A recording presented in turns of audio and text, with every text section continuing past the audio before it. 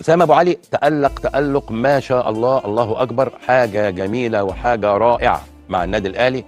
الموسم اللي فات جه في يناير بقى هداف الدوري في كام شهر.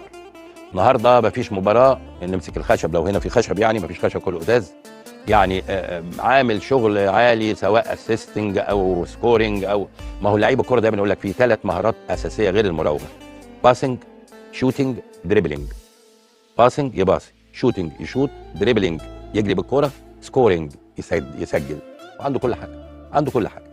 وبالتالي انهالت العروض على وسام ابو علي، وبعض هذه العروض وصل الى 5 مليون دولار، يعني بتتكلم في 250 مليون جنيه مصري. الاهلي مبدئيا طبعا اللي عايزين ندفعوا الرقم ده عايزينه في يناير اللي جاي. الاهلي قفل باب الانتقال في يناير، لان الاهلي ما عندوش يعني راس حربه، هو راس حربه الرئيسي، يعني دلوقتي يعتبر هو راس حربه الرئيسي، واللي ورا منه طاهر محمد